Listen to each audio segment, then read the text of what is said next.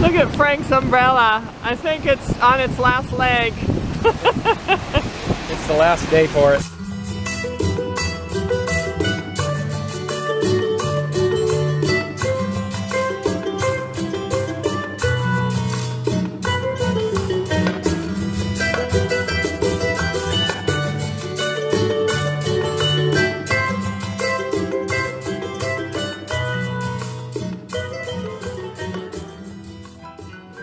I told you guys a while back ago that when we were analyzing our house in Salinas, that we got way more master bedroom as far as the room, the amount of space.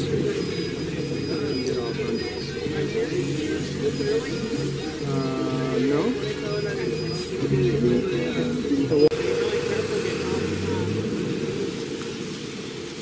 So, there's always two sides to a story. You've heard of the saying, double-edged sword, un cuchillo de dos lados. And having a larger master bedroom is more of a challenge to keep cool. Even with the air conditioner, that's what I'm talking about. I mean, I know that our bedroom in Cuenca could easily be kept cool. That thing would have been nice and chilly. But this room, I mean, it's just all I can do to just barely keep it acceptable. And really it's not. It's acceptable. It's so hot. And part of that is being on the second floor. So it's a two-edged sword. It's brighter, but it's hotter when it's hot. But speaking of this, I woke up this morning after that scorcher and was just thinking about rich folks and their mansions. If I'm having this much of a challenge in a 15-foot by 20-foot bedroom, how do, you know, I mean, I can imagine, I've read of stories of extremely rich people in their day when they had big businesses back in the early 1900s, that the people that invented or started huge industries like big mattress companies or something that hit it big, and they bought these huge mansions, and then as they got older and retired or passed away or were just in their later years, you know, 30, 40 years later, things had changed financially and they couldn't keep up with the utility bills. Yes, the utility bills on their mansions. Because these buildings, these houses are so huge, they couldn't keep them cool and they couldn't keep them warm. Just the amount of money it takes to maintain property, I guess, is what we're talking about. Yeah, and speaking of maintaining property, you know, you rent an older house, you know, the maintenance increases as the properties get older, so it makes no sense to agree to perpetual rental increases on older homes.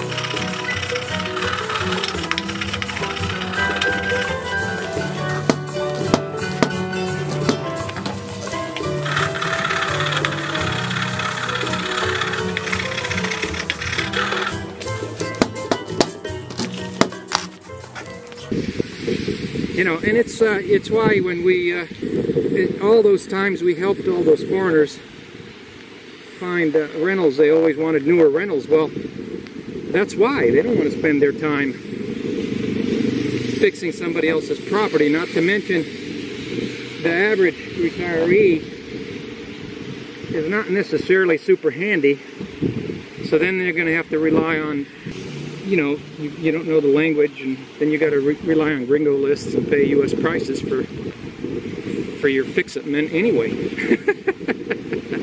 Now, why did you move abroad?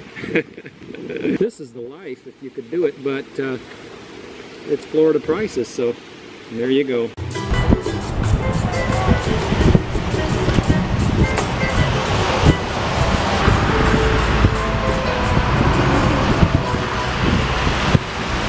Americans aren't stupid. They know better than to rent old houses. And Remember that conversation we were having about somebody asking, well, what can I, if you got that for 300, what can I get for 5 to 7? That, because all the stuff here, 80% of the stuff here is older, and older stuff always needs work. So, and that's another reason why this demand thing is so superficial, because demand doesn't take into account the fact that it's older stuff, and you know, the demand is from who? From short-term people. So long-term people like us, we get stuck with these houses that need all this kind of work all the time. And okay, I'm not ranting, I'm explaining. Slow down, breathe. I'm explaining. These houses do not deserve rental increases. What do you think?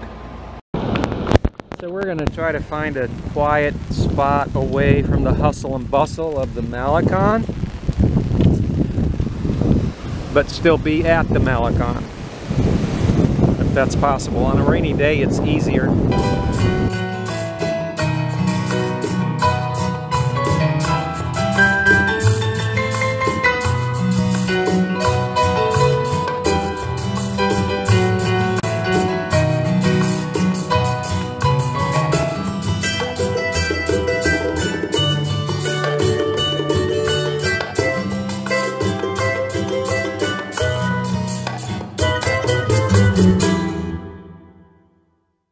BYOL, bring your own lunch.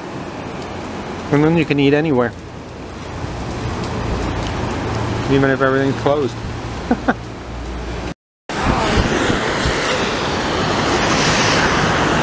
Looks like there's still a lot of families out enjoying this wonderful weather.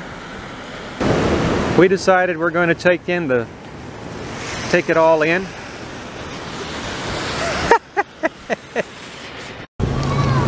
Well, we finished our quiet picnic and we're back in the hustle and bustle of the Malecon here. You can see the weather has not much of an effect.